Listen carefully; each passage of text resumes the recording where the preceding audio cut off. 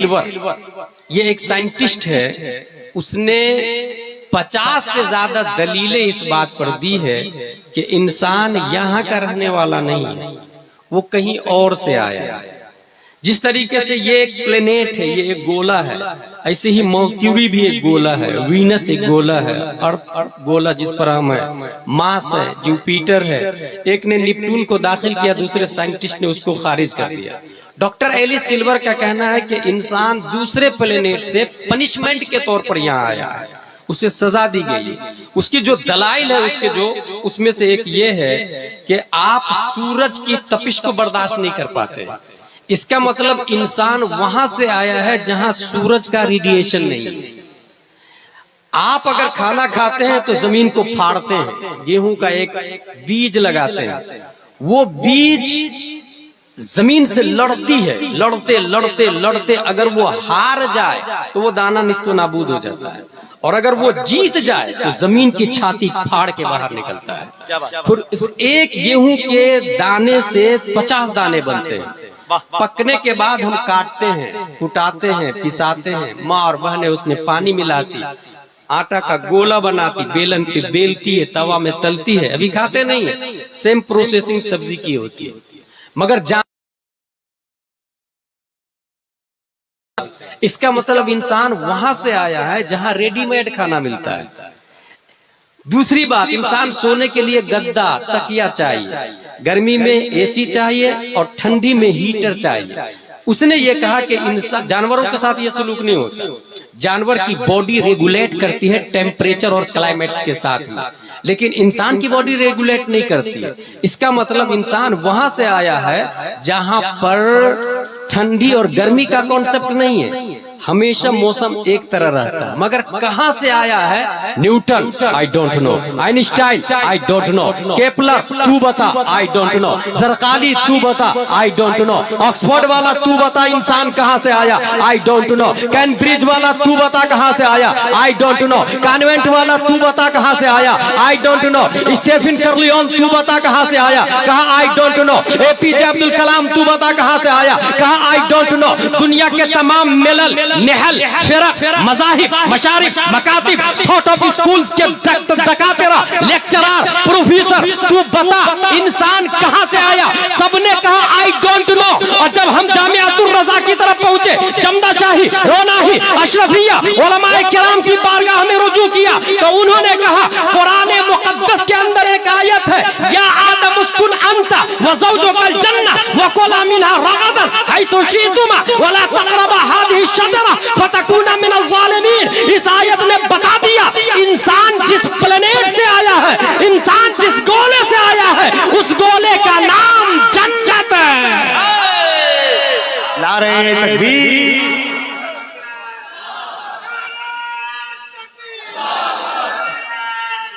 या रसूल अल्लाह जिंदाबाद। अल्लाह अकबर। वहां सूरज का रेडिएशन नहीं है भाई साहब, और वहां का टेम्परेचर बॉडी के क्लाइमेक्स के साथ में, और वहां खाने के लिए जमीन को फाड़ना नहीं पड़ता। आई वॉन्ट टू फिश, मछली हाजिर। I want two fruit, fruit हाजिर। आई वॉन्ट टू ग्रेप्स, अंगूर हाजिर। ये तमाम दलाइल अगर फिट होते हैं तो सिर्फ इस बात पर फिट होते हैं कि इंसान जिस प्लेनेट से आया है वो जन्नत है, आने वाले हजरत आदम अलैहिस्सलाम है, हजरत हव्वा रज़ियल्लाहु ताला अन्हा है। जिस प्लेनेट पे हम रहते हैं, अब उसके बारे में हम आते हैं। ये जो इंसानों की आप शक्लें देख रहे हैं और कलर देख रहे हैं, मुख्तलिफुल मिजाज भी है। उसकी लॉजिक क्या है? कुरान शरीफ की एक आयत है, हम लोग जब किसी का इंतकाल होता है तो दफन करते हैं, मिनहा खलकनाकुम व फीहा नुईदुकुम व मिनहा नुखरिजुकुम तारतन उखरा। इस आयत की तफसीर में मुफस्सिरीन लिखते हैं, जो जहां की मिट्टी से पैदा होता है वहीं दफन होता है, और जिस कलर की मिट्टी से पैदा होता है इंसान का कलर वही होता है। जितने कलर है 7.5 अरब लोगों में, वो सब 7 अरब पब्लिक में जो मिजाज है वो जमीन के मिजाज के मुताबिक है। जैसा मिजाज जमीन का है वैसा ही मिजाज इंसान का है। आप गौर से देखें तो इस जमीन पर धतूरा भी है, इस जमीन पर घास भी है, इस जमीन पर बबूल भी है, इस जमीन पर कांटे भी है, इस जमीन पर ऐसे झाड़ है जिसकी बदबू आती है, मगर इसी जमीन पर काजू भी है, किशमिश भी है, पिस्ता भी है, अखरोट भी है, अनार भी है, ग्रेप्स भी है। जिस तरीके से धतूरा है ऐसे ही इंसान भी धतूरा से भी बदतर है, जैसे अबू जहल, उतबा, शीबा, और जैसे काजू किशमिश पिस्ता अखरोट है ऐसे ही इंसानों भी है। कोई गौसे आजम है, कोई ख्वाजा गरीब नवाज है, कोई आला हजरत है।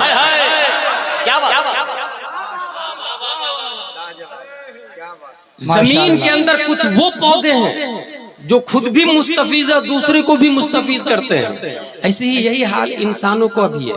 मगर एक क्वेश्चन यहाँ पैदा होता है कि जो लोग इस्लामपुर में पैदा हुए लेकिन उनका वो हज करने जाते हैं तो वही इंतकाल हो जाता, तो मदीने शरीफ में दफन हो जाते हैं, फिर वो कहाँ की मिट्टी से पैदा हुए थे?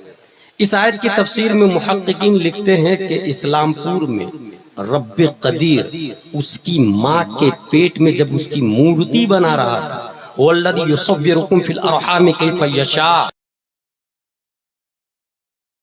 इस्लामपुर की मिट्टी का इस्तेमाल नहीं फरमाया, मदीना शरीफ की मिट्टी का इस्तेमाल फरमाया। इसलिए पैदा यहाँ होता है, दफन वहां होता है।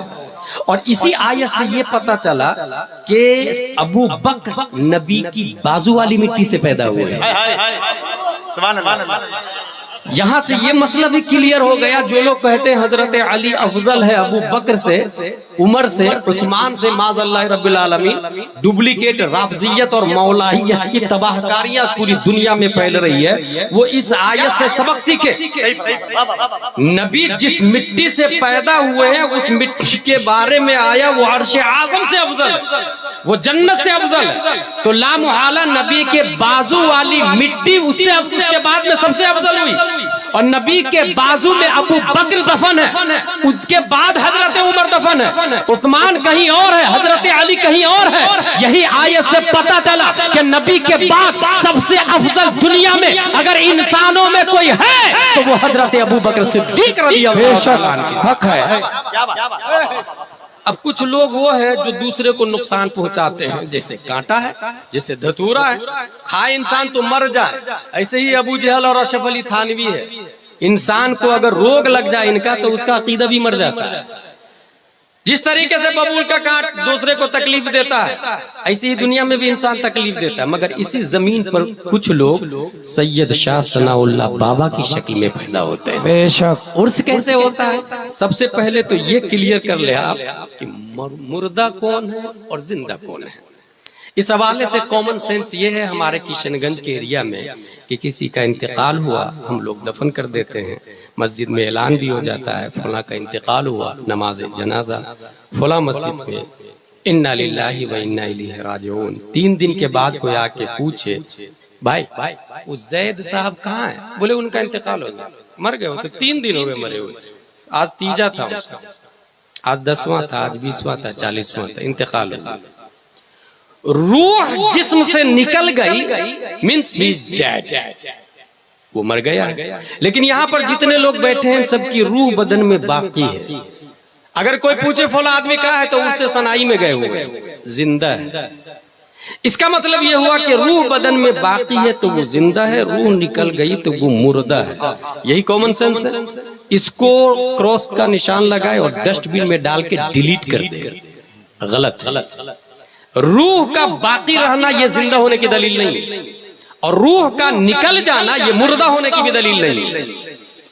इसकी वजह कुरान शरीफ की आयत है मेरे पास। हुजूर सल्लल्लाहु तआला अलैहि वसल्लम ने अबू जहल से कहा, अबू जहल कलमा पढ़ लो, मान लो ला इलाहा इल्लल्लाह इन्नी रसूलुल्लाह। उसने रिजेक्ट कर दिया।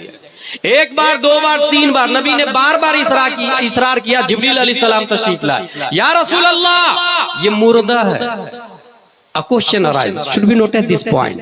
Abu Jahl is walking. Islam said he is dead. His eyes are watching. Islam said he is dead. His hands are catching. Islam said he is dead. His feet are walking. Islam said he is dead. His heart is beating. Islam said he is dead. His tongue is talking. Islam said he is dead. Abu जहल बीवी बच्चे वाला आदमी है, मलकुल मौत आके रूह निकाल के ले नहीं गए हैं अभी, मगर इस्लाम ने जीते जी कहा कि ये मुर्दा है। पता ये चला रूह का बाकी रहना ये जिंदा होने की दलील नहीं है। किशनगंज में बहुत सारे लोग हैं कि रूह बदन में बाकी है, मगर अबू जहल की तरह वो भी जीते जी मुर्दा है।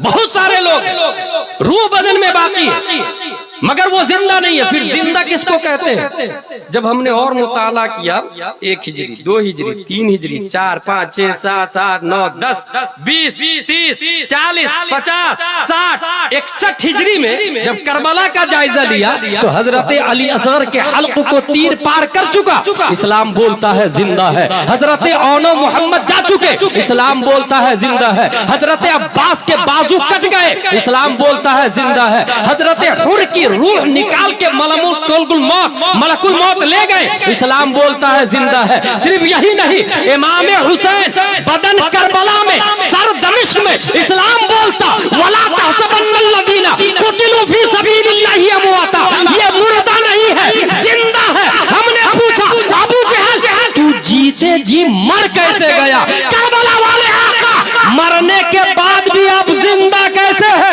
मिजाज अबू जहल ने जवाब दिया, अदावत मुस्तफा ने मुझे जीने नहीं दिया। करबला वाले हुसैन बोले, मोहब्बत मुस्तफा ने मुझे कभी मरने नहीं दिया। बहुत उम्दा है। बात क्लियर हो गई। जिंदा नाम रूह की बका का नहीं है, और मुर्दा नाम रूह के निकलने का भी नहीं है। आप में से जो लोग औलिया किराम और नबी से मोहब्बत करते हैं वो जिंदा है, और यकीन न हो तो सैयद शाह सनाउल्लाह बाबा को देख लो जी, वो जिंदा है। उर्स क्यों होता है? Say they I have today I will prove. एक इंसान मरता है तो पहला सवाल मन रब्बुका, हु इज योर गॉड, तेरा रब कौन है? दूसरा सवाल मा दीनों का, व्हाट इज योर रिलीजन, तेरा दीन क्या है? तीसरा सवाल मा कुंता तक़ूलु फी हक़ हाज़ा रजुल, इस मर्द के बारे में क्या कहते थे?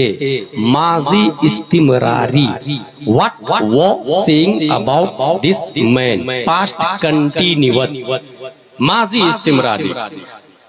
मन रब्बुका, जवाब दिया रब्बी अल्लाह, मेरा रब अल्लाह है। 100 नंबर है, पास मार्क्स तो मिल ही जाना चाहिए। He is right. He is my servant. Open the door of paradise. Wear the dress of paradise. Open the window towards paradise. But no, there is no voice. कोई result out नहीं होता है। दूसरा सवाल why?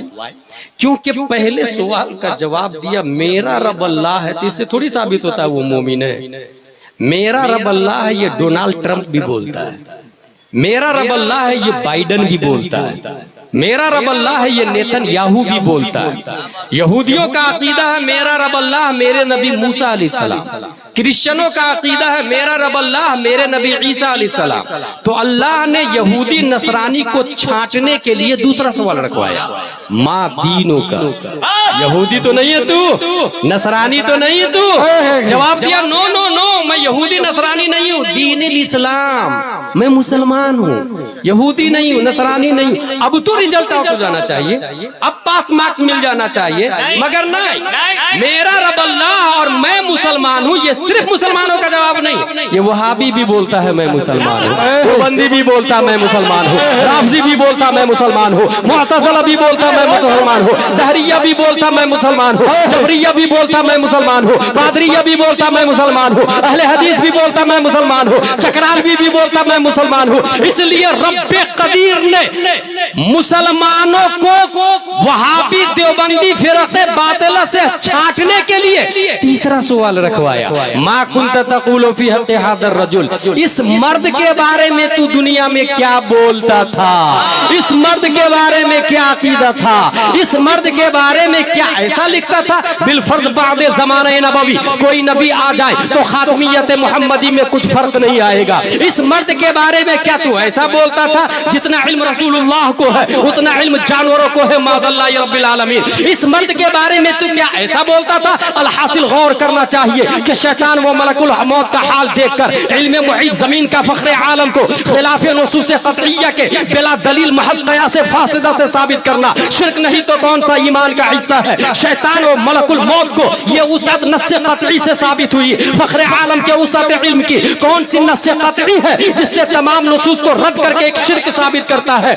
इस मर्द के बारे में क्या कहते था, मर के मिट्टी में मिल गए ये कहता था, या फिर ये कहता था तू जिंदा है वल्लाह, तू जिंदा है वल्लाह, मेरी चश्मे आलम से छुप जाने वाले। बता इस मर्द के बारे में क्या कहता था। क्या ये कहता था कि नफ्ज़ मोहम्मद जिसका नाम हो वो किसी चीज का मालिक व मुख्तार नहीं है, ये कहता था, या फिर ये कहता था जहां में उनकी चलती है वो दम में कैसे क्या कर दे, जमीन को आसमां कर दे, सुरैया को सरा कर दे। बता इस मर्द के बारे में तेरा क्या अकीदा था। ये किसी चीज के मालिक व मुख्तार नहीं है, अपनी बेटी फातिमा को जहन्नम से नहीं बचा सके ऐसा कहता था, या फिर ऐसा कहता था कि तेरी बुनियाद पर तेरे इशारे से एक मैं क्या मेरे इशिया की हकीकत कितनी, मुझसे 100 लाख तो काफी है इशारा तेरा।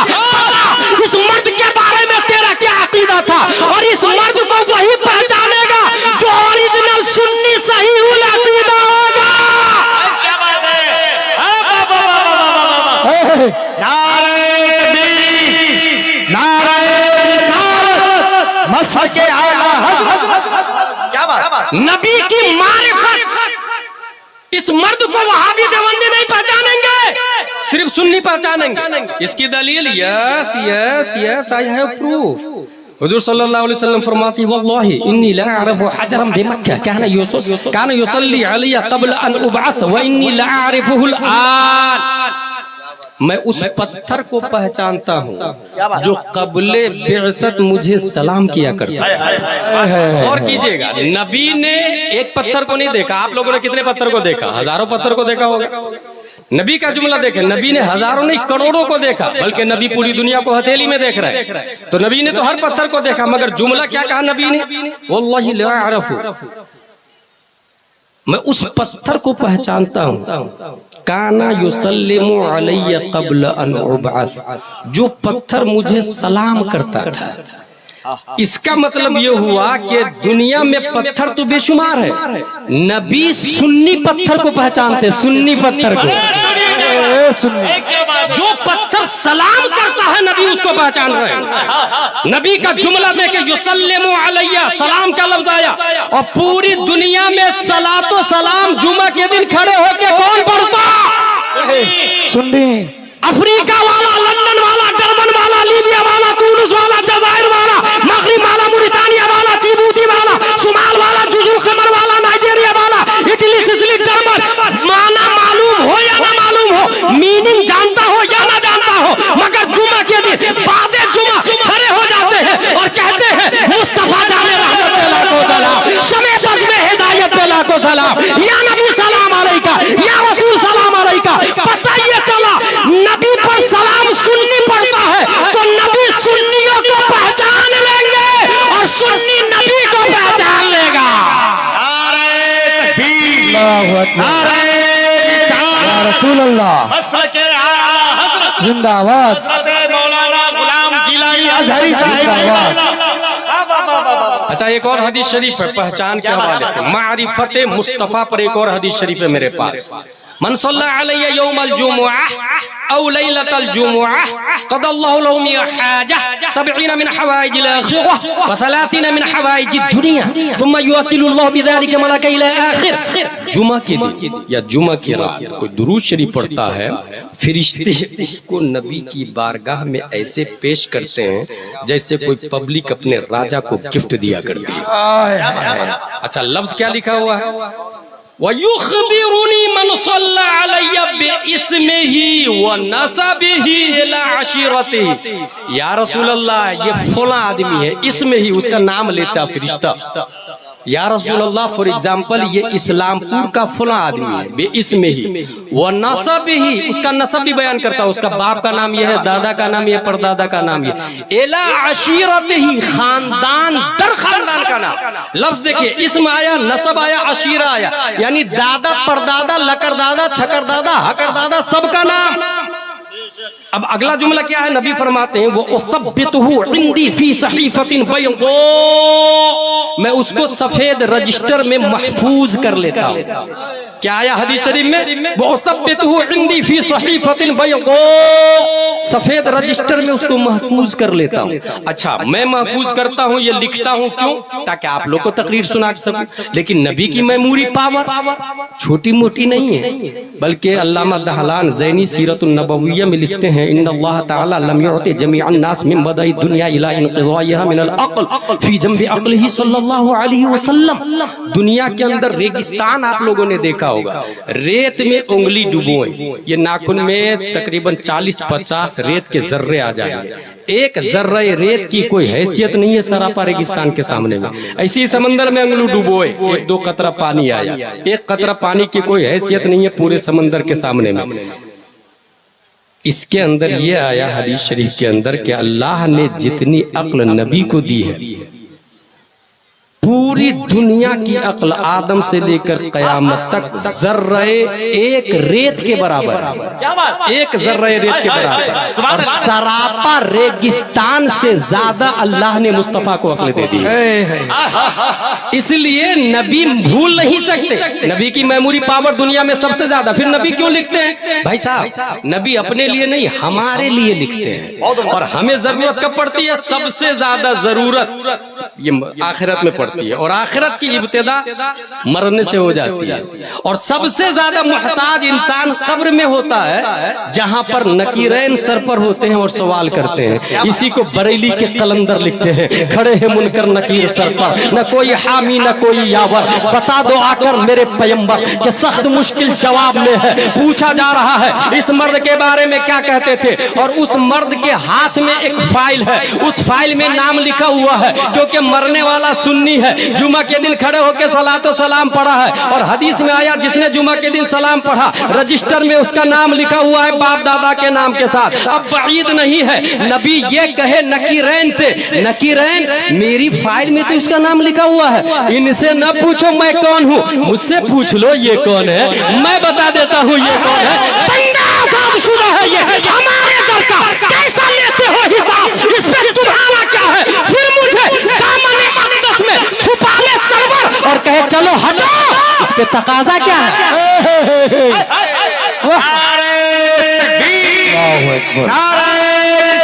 या रसूल अल्लाह। ये बात क्लियर हो गई कि तीसरे सवाल का जवाब सिर्फ सुन्नी सहीहुल अक़ीदा देगा। अब जवाब दे दिया, उर्स की दलील अब आ रही, अब जवाब दे दिया, आवाज आएगी, नम कनौमतिल उरूस, सो जा जैसे उरूस सोती है। उरूस कहते हैं दुल्हन, और अरीस कहते हैं दूल्हा। निकाह जब पढ़ते हैं हम लोग ना, तो उसमें लिखा रहता है दस्तखत उरूस, दुल्हन के दस्तखत, दस्तखत अरीस, दूल्हे का दस्तखत, वो लिखा रहता है उसमें कहीं कहीं पर। ये जो उरूस है ना, ये है मुश्तक, जैसे क्रिकेटर ये बना है क्रिकेट से, प्लेयर बना है प्ले से, टीचर बना है टीच से, ऐसे ही आलिम बना है इल्म से, फाजिल बना है फजल से, मुशर्रिफ बना है शर्फ से, ये मादा है। ऐसे ही अरीस बना है उर्स से, अरूस बना है उर्स से। उर्स मस्दर है, अरूस मुश्तक है, उर्स मस्दर है, अरीस मुश्तक है। जहां उर्स नहीं होगा अरूस का तहक्कुक नहीं हो सकता, उर्स के बगैर अरीस वारिस वजूद में नहीं आ सकता। पता ये चला, सो जा जैसे अरूस सोती है। उर्स का लफ्ज हदीस शरीफ में आया है, मुश्तक की सूरत में आया है, मगर हाँ ये उसके लिए आया है जो 3 क्वेश्चन का आंसर आंसर दे दिया है, उसको उसके लिए आया जो तीनों सवालों का जवाब दे दिया है। अब बात समझ में आ गई, अशरफ अली थानवी का उर्स क्यों नहीं होता? बेटा तीनों सवालों का जवाब नहीं दिया है। रशीद अहमद गंगोही का उर्स नहीं होता, तीनों सवालों का जवाब नहीं दिया। कासिम नानोतवी का उर्स नहीं होता, तीनों सवालों का जवाब नहीं दिया। खलील अहमद अम्बेडवी का उर्स नहीं होता, तीनों सवालों का जवाब नहीं दिया। तीनों सवालों का जवाब गौसे आजम ने दिया है। आज भी 11वीं शरीफ होती है, अहमद रजा खान ने दिया है। आज भी उर्से रज़वी होता है, मुफ्ती आजम ने दिया है। उर्से नूरी होता है, ताजु शरिया ने दिया, उर्से ताजु शरिया होता है। सैयद शाह सनाउल्लाह बाबा ने दिया, उर्से सनाई हो रहा है। क्या बात, क्या बात, माशाअल्लाह। अच्छा, इनका उर्स तो होता नहीं। नर्सरी की पुस्तक में आता है, एक लंगूर अंगूर को बार बार पकड़ने की कोशिश कर रहा है, try again again, try again again. जब फेल हो गया तो कहता है द ग्रेप्स वाज श्योर, अंगूर खट्टा है। खुद का उर्स होता नहीं तो कह दिया उर्स हराम है। अल्हम्दुलिल्लाह अज़ीम, जो तीनों सवालों का जवाब देता है उसका उर्स होता है। आगे चले, कुरान शरीफ, वमन युअज़्ज़िम शआइरअल्लाह फइन्नहा मिन तक़वल क़ुलूब। शाइर इलाहिया की जो ताज़ीम करता है तो ये दिल को मुत्तकी परहेजगार बनाता है। एक्चुअली हुआ क्या है, औलिया किराम आए के सैयद शाह सनाउल्लाह बाबा पैदा क्यों हुए, गौसे आज़म क्यों पैदा हुए, आला हज़रत क्यों पैदा हुए, इसके लॉजिक पे ले चलता हूं। अगर आप किशनगंज से कलकत्ता की तरफ 4 लेन 6 लेन पे अपने कार को ड्राइव करें, लिखा रहेगा यहां से 400 किलोमीटर, एरो का निशान होगा ऊपर की तरफ, मतलब कलकत्ता सीधा जाने दीजिए गाड़ी। कुछ दूर आगे जाएंगे, अब यहाँ से 300 किलोमीटर, एरो का निशान राइट की तरफ होगा, मतलब अब यहाँ से राइट में मुड़ जाइएगा। सीधा जाइएगा तो अब कलकत्ता नहीं पहुंच सकते, राइट में मुड़ना ही पड़ेगा। कुछ दूर आगे जाएंगे, please drive slow because front you danger zone, धीरे चला, आगे खतरनाक मोड़ आ रहा। Please drive slow because front you blind turn, धीरे चला, आगे अंधा मोड़ आ रहा। ये सब पढ़ते पढ़ते देखते देखते एक इंसान कलकत्ता पहुंच जाता है। एक दफा दखले मुकद्दर का जवाब है सैयद शाह सनाउल्लाह बाबा, दफा दखले मुकद्दर का जवाब। सवाल ये है, मालिको मौला, ये किशनगंज से कलकत्ता का हाईवे डामर सरिया सीमेंट कंक्रीट पत्थर गिट्टी से बना हुआ, बगैर सिग्नल के हम नहीं चल पाते, बगैर एरो के हम नहीं चल पाते, बगैर रम्ज के नहीं चल पाते, बगैर इशारा और नुसूब के नहीं चल पाते।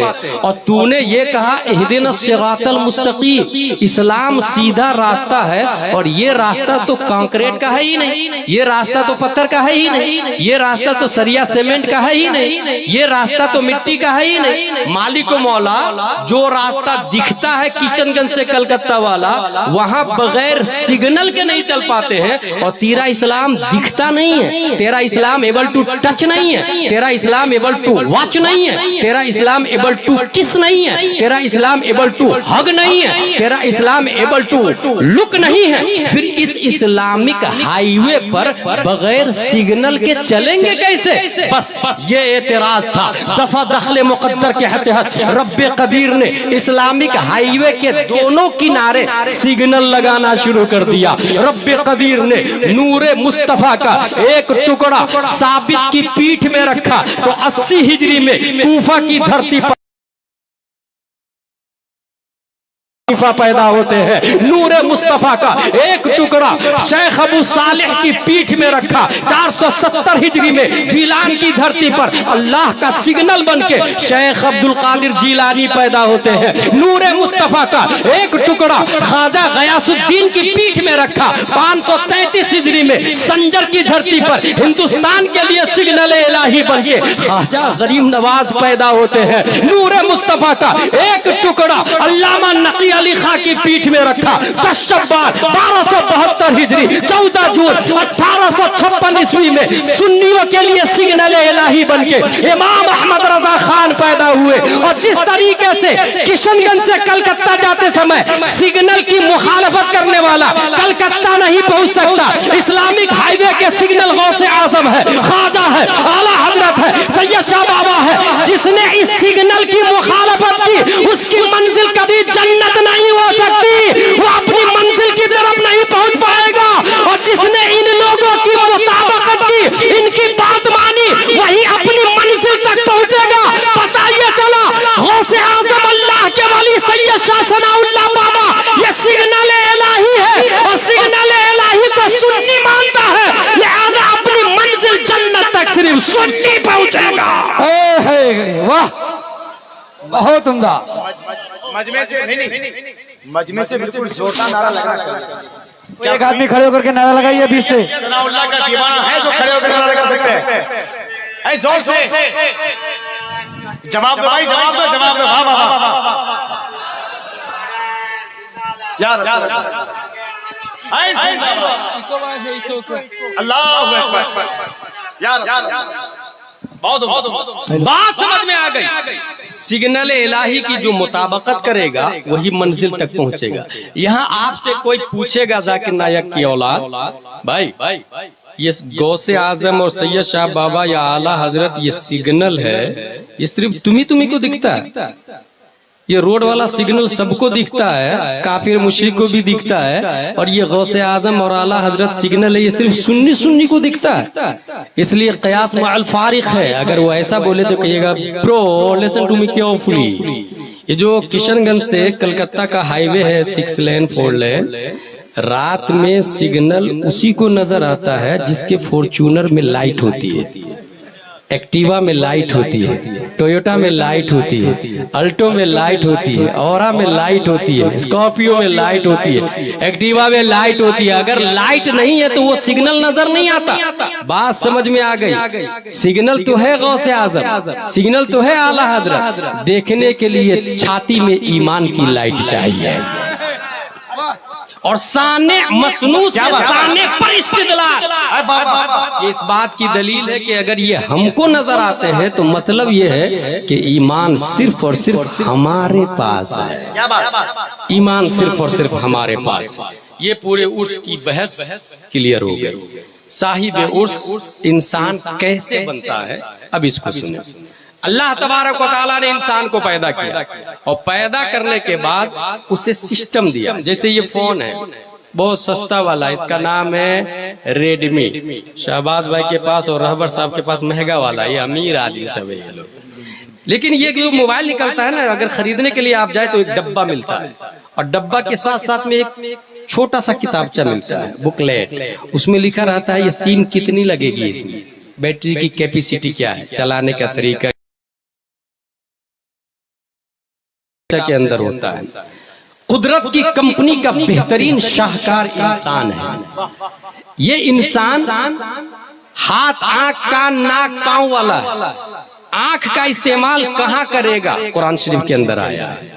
हाथ का इस्तेमाल कहां करेगा, कुरान शरीफ के अंदर आया है। पांव का इस्तेमाल कहां करेगा, कुरान शरीफ के अंदर आया है। पूरी बॉडी इंसान की वो कहां इस्तेमाल करेगा, पूरा बुकलेट सरापा कुरान मुकद्दस इंसान की लाइफ स्टाइल है। कुरान शरीफ सिर्फ और सिर्फ पढ़ने के लिए नहीं है, कुरान शरीफ अंडरस्टैंडिंग के लिए है। जिस तरीके से भारत संविधान के बगैर नहीं चल सकता, अमेरिका कॉन्स्टिट्यूशन ऑफ अमेरिका के बगैर नहीं चल सकता, डरबन संविधान ऑफ डरबन के बगैर नहीं चल सकता, लीबिया कॉन्स्टिट्यूशन ऑफ लीबिया के बगैर नहीं चल सकता, सऊदिया निजाम सऊदिया के बगैर नहीं चल सकता। हर मुल्क का एक सिस्टम है और जाब्ता लिखा हुआ है। जिस तरीके से मुल्क अपने जाब्ता के बगैर नहीं चल सकता, ऐसे ही इंसान कुरान के बगैर नहीं चल सकता है। इंसान की आंख कुरान के बगैर खता कर सकती है, इंसान का पांव कुरान के बगैर खता कर सकता है। अब बात समझ में आ गई कि कुरान मुकद्दस अल्लाह ने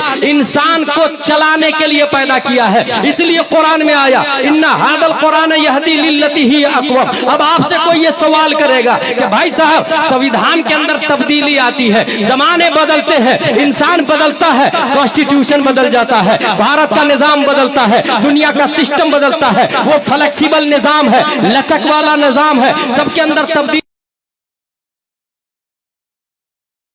तो उसका जवाब यह है, सुने, दुनिया के जितने सिस्टम है सब इंसान ने लिखा, इंसान। और इंसान के सामने माजी है, इंसान के सामने हाल है, इंसान के सामने मुस्तकबिल है। इंसान के लिए जमाने के 3 किस्में हैं, पास्ट, प्रेजेंट, फ्यूचर। पास्ट देखा नहीं है, प्रेजेंट में है, फ्यूचर आने वाला आया नहीं है। प्रेजेंट में वो कानून लिखता है, पास्ट गुजर चुका है, ऐसा कानून बनाता जिससे फ्यूचर में कोई गड़बड़ी न हो, कोई गलतियां न हो। मगर कुरान मुकद्दस इसलिए तब्दील के काबिल नहीं है कि अल्लाह की बारगाह में पास्ट पास्ट नहीं होता, फ्यूचर फ्यूचर नहीं होता। रब के लिए पास्ट भी प्रेजेंट है, फ्यूचर भी प्रेजेंट है। वो आदम के जमाने से लेकर इमाम महदी के जमाने तक सब के सब रब की बारगाह में हाजिर है। इसलिए दुनिया का हर सिस्टम बदल सकता है, कुरान मुकद्दस कभी नहीं बदला जाएगा। कुरान कल भी संविधान था, आज भी संविधान है और कयामत तक संविधान रहेगा। और ये भी कुरान मौजज़ा है नबी का। नबी के मौजज़ा की 2 किस्में हैं, एक टेम्परेरी मौजज़ा और एक अनलिमिटेड मौजज़ा, एक कंटिन्यूअस मौजज़ा। वो मौजज़ा जो टेम्परेरी था, चांद को फाड़ा नबी ने, खत्म हो गया, सहाबा ने देखा। सूरज को पलटाया नबी ने, सहाबा ने देखा, खत्म हो गया। मगर कुरान आज भी नबी का मौजज़ा हमारे दरमियान मौजूद है। और मौजज़ा का मतलब है कि वो नबी के लिए दलील है, दलील। कुरान हमारे लिए सामने देखने के काबिल है। कुरान हम देख रहे हैं, नबी का मौजज़ा कुरान है। ये इस बात की दलील है कि जब तक कुरान रहेगा नबी हमारे लिए रसूल रहेंगे, और जब तक कुरान रहेगा नबी जिंदा रहेंगे। इसलिए अल्हम्दुलिल्लाह हमारे लिए कुरान भी जिंदा है, नबी भी जिंदा है, अल्लाह हमेशा जिंदा है, और कुरान नाले वाले जिब्रील अलैहिस्सलाम भी जिंदा है। इसलिए दुनिया का हर निजाम बदल सकता है, कुरान शरीफ कभी नहीं बदल सकता। हाँ, जरूरत है कुरान शरीफ समझने की, सिर्फ पढ़ने की नहीं। यहाँ बहुत सारे लोग शादी करने जाते हैं अपने बेटे की लड़की देखने के लिए। आपकी लड़की कहाँ तक पढ़ी है? वो 10वीं पास। दीनी तालीम? बोले हाँ है ना। कुरान शरीफ मेरी बेटी 5 बार पढ़ चुकी है। भाई साहब 5 बार नहीं, 50 बार भी पढ़ ले, कुरान शरीफ पढ़ना दीनी तालीम नहीं है, कुरान शरीफ समझना दीनी तालीम है। कुरान खानी दीनी तालीम नहीं है, कुरान दानी दीनी तालीम है। Understanding of holy Quran, that is true Islamic education. Quran शरीफ समझना ये दीनी तालीम है। इसलिए मैं एक नया तरीका बता के जा रहा हूँ आप लोगों को, और वो तरीका ये है, नया तरीका मतलब है तो किताबों में लिखा हो, आपने अच्छे आलिम की सोहबत इख्तियार नहीं की, इसलिए आपने सुना नहीं होगा। किसी का इंतकाल होता है, मुफ्ती साहब 10 बच्चे को भेज दीजिएगा कुरान खानी।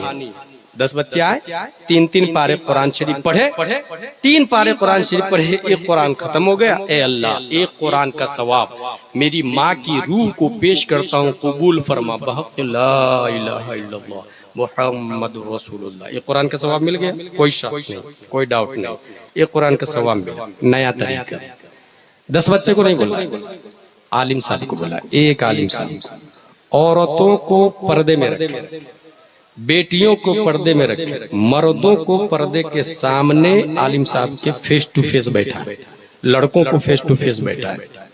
अभी मैंने खुद ही देखा आपके उर्से सनाई में बहुत सारी औरतें बगैर नकाब के आई है, मेकअप करके आई है, सरासर गलत। मेले लगे हुए, दुकानें लगी हुई, ये सरासर इस्लामिक सिस्टम के खिलाफ है। और ये कोई अहमदाबाद की औरतें नहीं हैं, ये कोई बेंगलोर की औरतें नहीं है, हमारी और आपकी बीवी और बेटियां हैं। इसका मतलब कमजोरी हमारी और आपकी है, तालीम की कमी। उर्स का वजूद मेला के लिए नहीं हुआ, खरीदारी के लिए नहीं हुआ, उर्स का वजूद साहिब उर्स के सिस्टम को सीखने के लिए हुआ। हजरत सैयद शाह सनाउल्लाह बाबा का उर्स क्यों हो रहा है, ये जानने के लिए हुआ है। हमारा उर्स क्यों नहीं हो सकता भाई? हम साहिब उर्स क्यों नहीं हो सकते? इसके लिए उर्स होता है ताकि दीन सीखें। खवातीन आए नो डाउट, मगर नियम लगा दे, जो नकाब पहन के नहीं आएगी एंट्री नहीं होगी उर्स में। सीधा नियम लगा, इश्तिहार में लिख दे नोट, बगैर नकाब के लेडीज अलाउ नहीं है, नोट लगाया उसमें। पैगाम जा रहा है, क्या बात? और अगर ये निजाम आपने बना लिया कि बगैर नकाब के लेडीज नहीं आएगी, तो ये जो लौंडे लफंगे चौराहे में घूम रहे हैं ना सड़कों के किनारे, वो अपने आप दायरे में आ जाएंगे। औरतों को बेनकाब छोड़ा आपने, तो ये बाजारू लड़के सड़कों पे घूम रहे हैं। मैंने देखा 10 बच्चे चौराहे पे मोबाइल चला रहे हैं, उसे उर्स से कोई मतलब नहीं है। आने जाने वाली बच्चियों को वो देख रहा, हमारी बेटियों को वो देख रहा है। कंट्रोल कौन करेगा? हम अपनी बेटी को पर्दे में रखेंगे, वो अपने आप वहां से यहाँ आएंगे, नहीं तो घर से निकलेंगे ही नहीं। इसलिए नोट लगा दे, बगैर नकाब के कोई खातून नहीं आए। और नकाब खातून अगर पहनेगी तो उसके अंदर खुद इज्जत, शर्फ, मर्तबा, कद्र उसकी बुलंदवाला होगी, उसकी सोच बिल्ड करेगी। और अगर वो नहीं आपकी बात मान रही है तो तालीम की कमी है। इसलिए मैंने कहा कि कुरान खानी में 10 बच्चे नहीं, एक आलिम साहब पर्दे में खवातीन बैठेंगे, पर्दे के सामने मर्द बैठेंगे, और उनसे कहे हजरत सूरह कौसर की तफसीर समझाइए। सूरह कौसर में 3 आयत, इन्ना अअतैना कल कौसर फसल्ली लिरब्बिका वनहर इन्ना शानिअका हुवल अबतर। ये 3 आयत आलिम साहब सूरह कौसर की तफसीर समझाएंगे।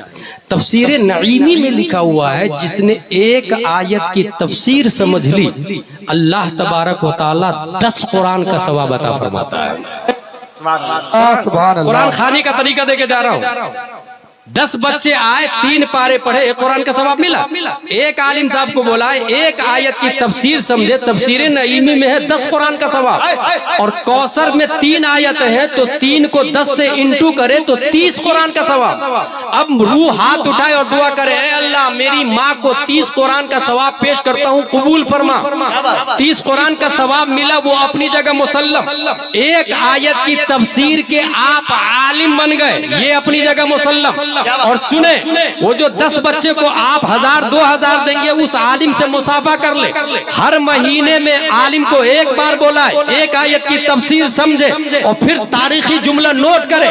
आज तक पूरे भारत में जितने घरों से लड़कियां भागकर काफिरों मुशरिक के साथ शादी की है, मुर्तद हुई है, और वो मर गई है, या जिंदा जला दिया गया है, या केरोसिन और घासलेट उसके ऊपर डाल दिया गया, या तेजाब डाल दिया गया, या कुएं में डाल के जलाकर राख कर दिया गया, ये तमाम मुस्लिम बच्चियां जो मुर्तद हुई और मौत का मजा चखी है, उसके जिम्मेदार हम मर्द लोग हैं, भाई है, बाप है, माँ है, जो उलमा से दूर रखा, दीनी तालीम से दूर रखा। अगर महीने में एक बार आलिम साहब आएंगे, पर्दे में खातून रहेगी, सूरह आयत की तफसीर पढ़ेगी, तो एक दिन ये आयत भी आ जाएगी, ला तनकिहुल मुशरिकात हत्ता युमिनना वला अमतुम मुमिनतुन खैरुम मिन मुशरिकतिन वला अअजबतकुम वला तुनकिहुल मुशरिकात हत्ता युमिनु वला अब्दुम मुमिनुन खैरुम मिन मुशरिकिन वला अअजबतकुम। जब इस आयत की तफसीर हमारी माँ और बहनें और बेटी पढ़ेगी कि किसी काफिर से निकाह नहीं होता, वहाबी से निकाह नहीं होता, मुर्तद से निकाह नहीं होता, खुदा की कसम वो बच्ची जान दे देगी मगर काफिर के साथ भागेगी नहीं। तारीख का मुशाहदा ये है, जिस घर में उलमा की आमदोरफ्त नहीं है, उसी की बच्चियां भागकर काफिर के साथ शादी कर रही है, और जिस घर में उलमा की आमदोरफ्त है, उस घर वाले कल भी उलमा को पसंद करते थे, आज भी पसंद कर रहे हैं, और क़यामत तक वो दीन इस्लाम को पसंद करती रहेंगे। सुभान अल्लाह, अल्लाहु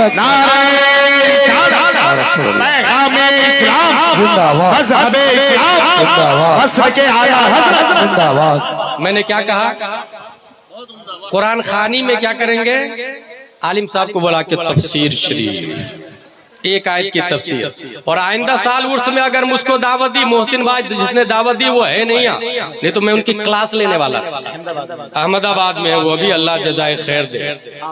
उनको मैं कहूंगा कि आइंदा साल अगर हमको दावत दी, और शहबाज साहब को दावत दी या रहबर साहब को दावत दी, तो नीचे नोट चेक करेंगे हम, औरत को बगैर नकाब के आना अलाउ नहीं है। बिल्कुल।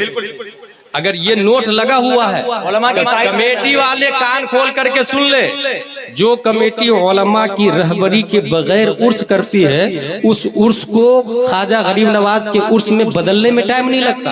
बिल्कुल। ख्वाजा गरीब नवाज के उर्स का ये हाल है कि मुजाविर के ईमान का ठिकाना नहीं है। जी जी। ख्वाजा गरीब नवाज के उर्स में जो लोग मुजाविर है ना, जो मजार पे गर्दन झुका के कहते पैसे ला, गर्दन पकड़ के कहते पैसे ला, उसके ईमान का ठिकाना नहीं। माज़अल्लाह वो लोग अमीर मुआविया को जहन्नमी कहते हैं। और मैंने जम के भारत में उनका रद्द किया। किसी एक ने मुझसे एतराज किया, हजरत ख्वाजा गरीब नवाज की खिदमत कर रहे थे वो लोग मुर्तद और काफिर और राफजी कैसे हो जाएंगे? मैंने कहा बेटा तूने अबू जहल की हिस्ट्री नहीं पढ़ी। मक्के में पैदा होके वो जहन्नमी है। काबा के अंदर बुत रखे हुए थे, वो सब के सब मरदूद और गैर खुदा है।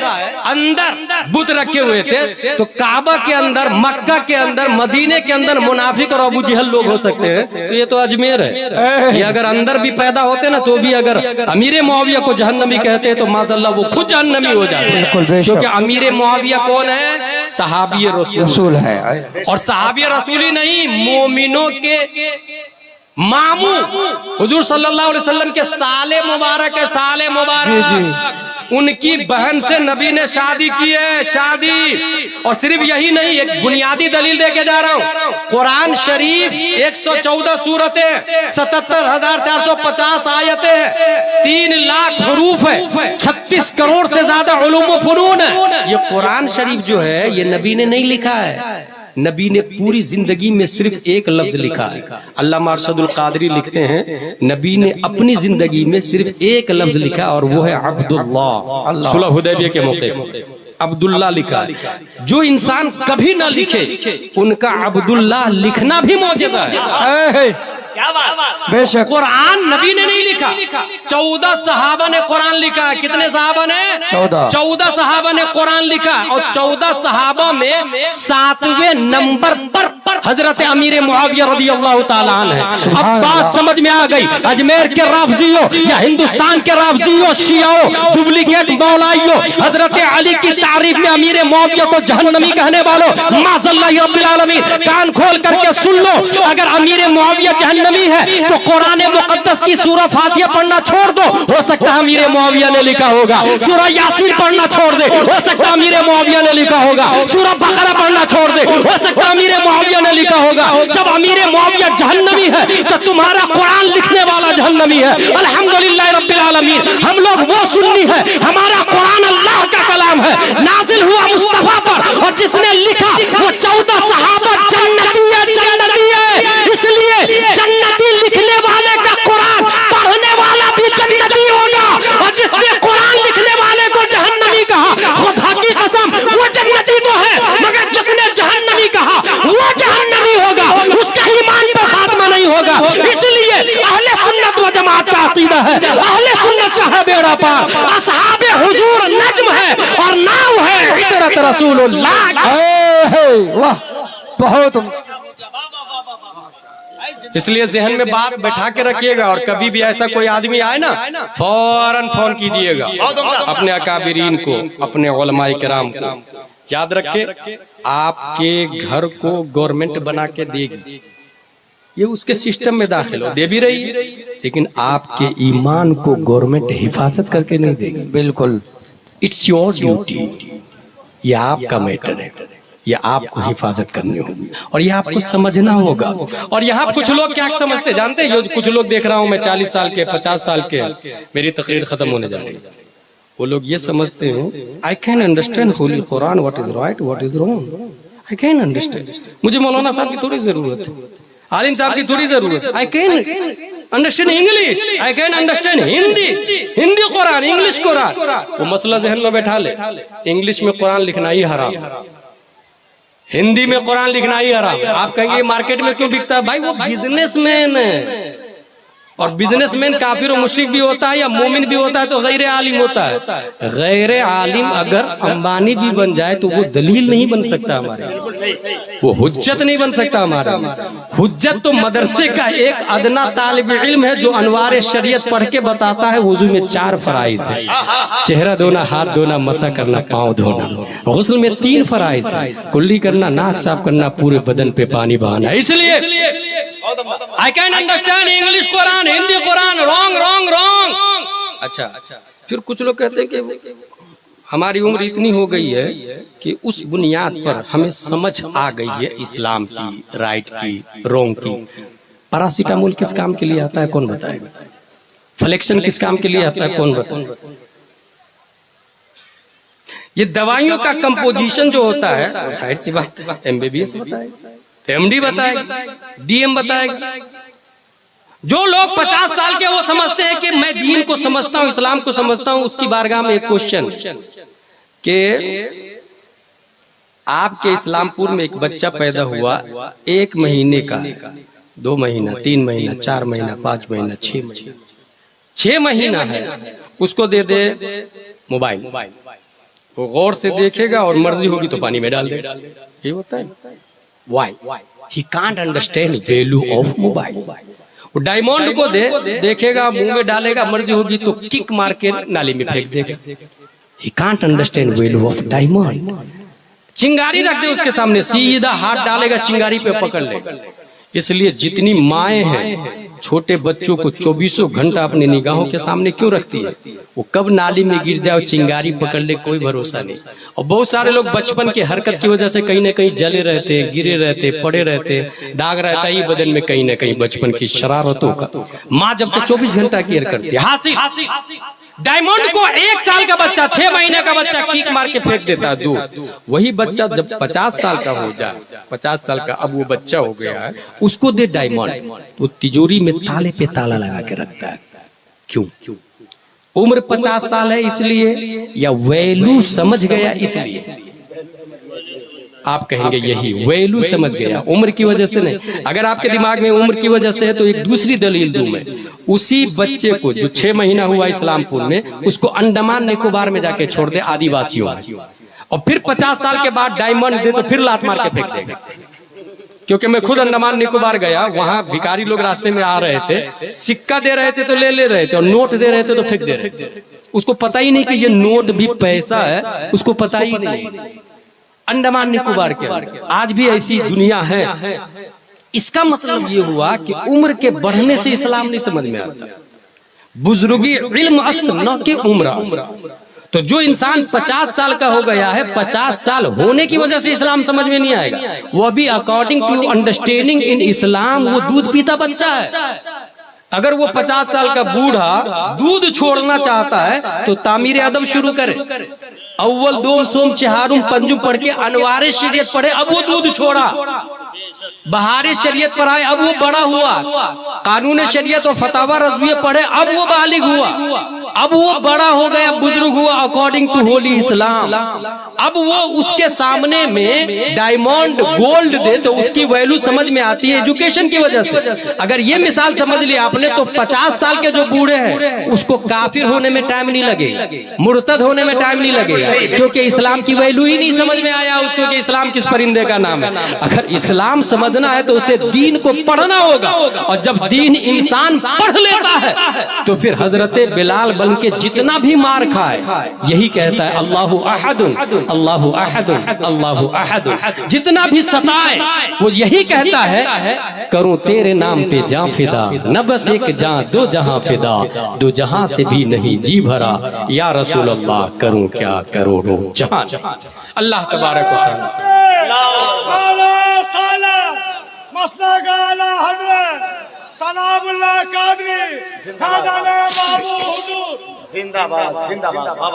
ये बुखारी शरीफ है। बुखारी शरीफ की एक हदीस शरीफ सुना दूं मैं, उसके बाद नकीब साहब के हवाले ये माइक होगा। और वो हदीस शरीफ ये है, अनस रज़ियल्लाहु अन्हु क़ाल क़ाल रसूलुल्लाह सल्लल्लाहु अलैहि वसल्लम इन्ना मिन अशराति साअ अन युरफ़अल इल्मु व यथबतल जहलु व युशरबल खम्रु व यज़हर ज़िना। ये हदीस शरीफ क़यामत आने से पहले नंबर 1 इल्म उठा लिया जाएगा, नंबर 2 जहल का गलबा होगा, नंबर 3 शराब आम हो जाएगा, नंबर 4 ज़िना की कसरत हो जाएगी, नंबर 1 इल्म उठा लिया जाएगा। इल्म कैसे उठेगा? अगर मैं ये ऐलान करूं कि मजार बनाना है सैयद सनाउल्लाह साहब बाबा का, कौन देगा पैसा? हजरत मेरी तरफ से गुम्बद में जितनी सीमेंट है ना मेरी तरफ से। ओके, हाजी फोला गुंबद की सीमेंट उनकी तरफ से। हजरत अंदर से जो नक्शो निगार है उसके पूरे पैसे मेरी तरफ से। हाजी फोला अंदर के नक्शो निगार मेरी तरफ से। इस तरीके से 10 लाख का गुंबद 1 साल में बन के तैयार। ठीक है, किसने कहा यह सवाब का काम? कहाँ लिखा? भाई जहां ये लिखा ये सवाब का काम है, वहीं ये लिखा हुआ है वल्लदीना उतुल इल्म दरजात। वहीं ये लिखा है फसअलू अहल ज़िक्र इन कुंतुम ला तअलमून। वहीं ये लिखा है कुल हल यस्तविल लदीना यअलमून वल्लदीना ला यअलमून। वहीं ये लिखा है वमन युअज़्ज़िम शाइरल्लाह फइन्नहा मिन तक़वल क़ुलूब। अब अगर मैं ये ऐलान करूं कि मजार शरीफ का मुजाबिर खादिम एक मुफ्ती को रखना, और वो मुफ्ती मजार शरीफ के अंदर ही बैठे ताकि जो भी आए उसे कुछ न कुछ दीन का मसला भी सिखाए और चादर भी चढ़वाए। मुफ्ती रहेंगे मुजाबिर, और मुफ्ती की तनख्वाह रहेगी 25,000 रुपया। कौन देगा? कोई हाथ नहीं उठाएगा। That's point. इल्म इस तरीके से उठ जाएगा। क्या ईमानदारी से बताए, जो आपने मस्जिद बनाया या मजार शरीफ बनाया, जहालत का खात्मा उससे होने वाला है। मस्जिद और मजार साइलेंट है, वायलेंट इमाम साहब होते हैं। मस्जिद और मजार खामोश है, बोलता इमाम साहब है। मस्जिद और मजार साकित है, नातिक इमाम साहब है। इसीलिए मैं कहता हूँ दुनिया में इनकलाब न मस्जिद नबवी से आया है और न गुंबद खजरा से आया है। इनकलाब इमामुल अंबिया से आया, इमामुल अंबिया से। अगर मस्जिद 5 करोड़ की हो, मजार 5 करोड़ का हो, अगर मुजाबिर जाहिल हो, इमाम नाजरा खा हो, तो मोहल्ले की जहालत का खात्मा नहीं होने वाला। और अगर मस्जिद खजूर की शाख तना पत्तियों से बनी हुई हो और इमाम इमामुल अंबिया हो, तो मुक्तदी अबू बकर उमर उस्मान व अली पैदा हो जाते हैं। कुछ समझ में आया?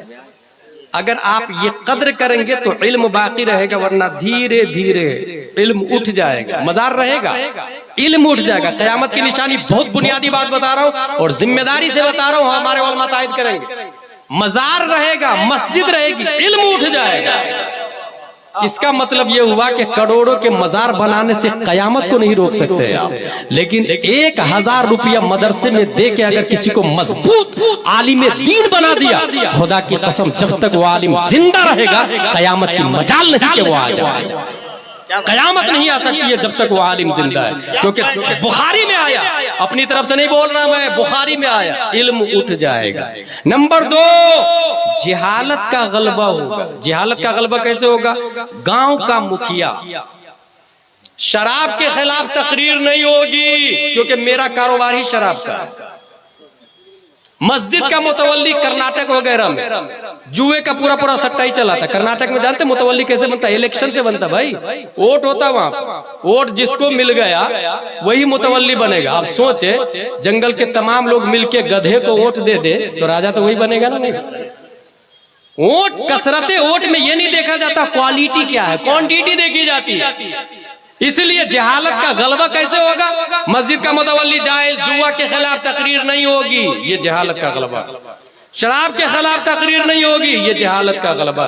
इस तरह जहालत का गलबा होगा। आप गौर से देखिएगा, मस्जिद, मदरसा और मजार के मुतवल्ली, सदर, सेक्रेटरी, खजांची 95% जाहिल लोग।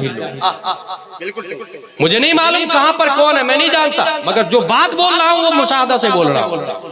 और मैं कोई अदावत में नहीं बोल रहा, मैं इस्लाह की नीयत से बोल रहा हूँ, मोहब्बत में बोल रहा हूँ। ये बोलने से न नजराना बढ़ेगा और न बोलने से न घटेगा। मैं बोल सिर्फ इसलिए रहा हूँ कि बुखारी में आया और नबी ने कहा मेरी बात तुम तक पहुंची तो तुम दूसरों तक पहुंचा दो। मैं नबी का फरीजा, नबी ने जो कहा है उनके हुक्म की तामील कर रहा हूँ। जहालत का गलबा इस तरह से होगा, कयामत आ जाएगी। तीसरी निशानी क्या है कयामत की? शराब खोरी आम हो जाएगी, शराब नोशी। आपके मोहल्ले में कितने लोग गांजा पीते हैं?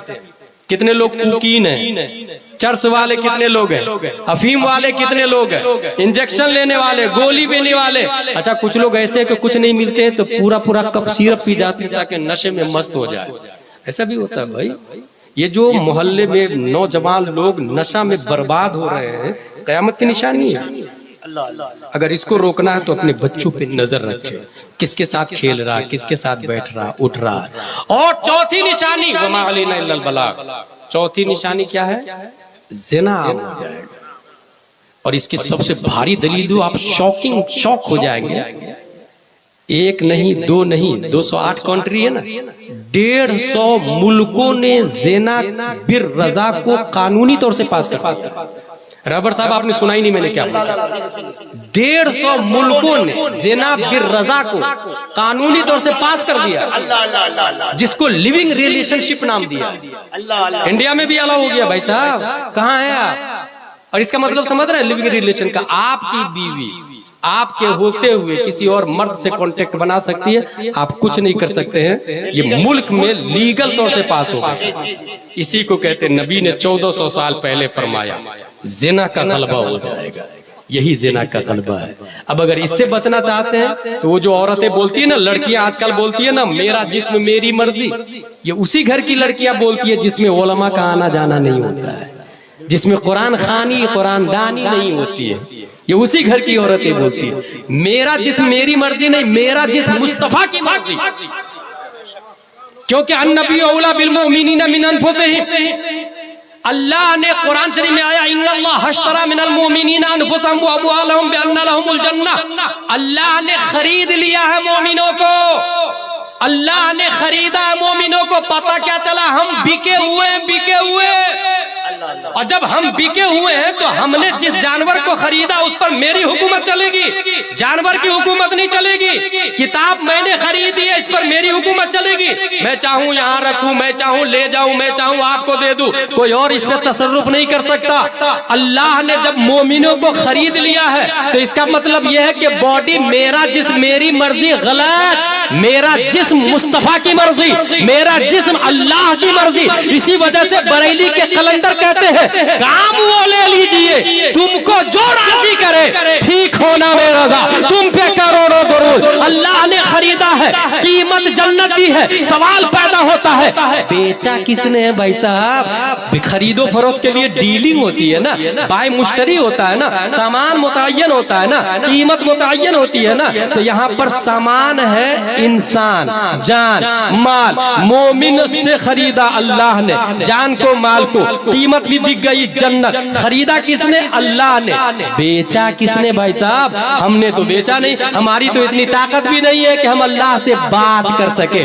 बेचने के लिए रब से डीलिंग करना जरूरी है, टॉकिंग करना जरूरी है, डायलॉग करना जरूरी है। तो रब से बात किसने की? बेचा किसने? जब इसका मुताला किया तो ये देखा कि प्यारे मुस्तफा सल्लल्लाहु तआला अलैहि वसल्लम शबे मेराज रब से जाके डायलॉग करके आए हैं, रब से जाके बात करके आए हैं। अब बात समझ में आ गई, बेचने वाले मुस्तफा है, खरीदार अल्लाह है। अब जब खरीदने वाला अल्लाह, बेचने वाला मुस्तफा, तो हम लोग मुस्तफा की मिल्कियत है। हम ये नहीं कहेंगे मेरा जिस्म मेरी मर्जी, हम ये कहेंगे हमारा चलना नबी के मुताबिक होगा, उठना नबी के मुताबिक होगा, खाना नबी के मुताबिक होगा, पीना नबी के मुताबिक होगा, चलना सोचना नबी के मुताबिक होगा। और जितनी मार बहने हैं उसका आइडियल तस्लीमा नसरीन नहीं है, बॉलीवुड की हीरोइन नहीं है, हॉलीवुड टॉलीवुड की एक्ट्रेस नहीं है।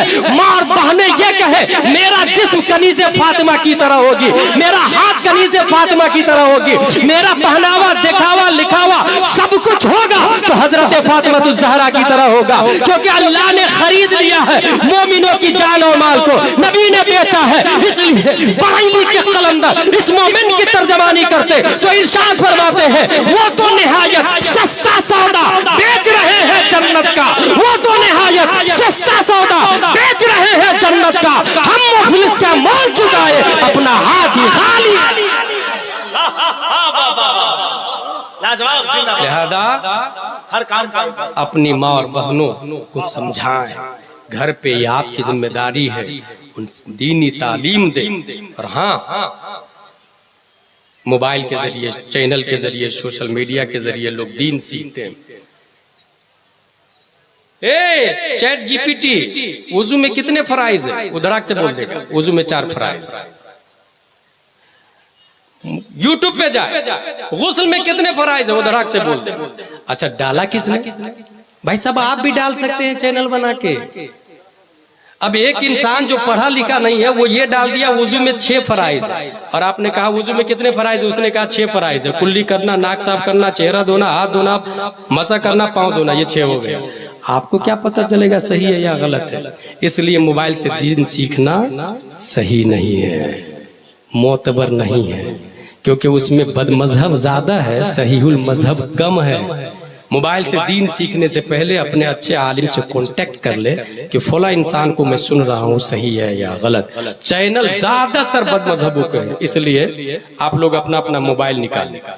मैंने सुन्नी चैनल चालू किया और ये सुन्नी चैनल के जरिए 24 घंटा में एक बार 3-4 मिनट के लिए मैं आता हूँ चैनल पर।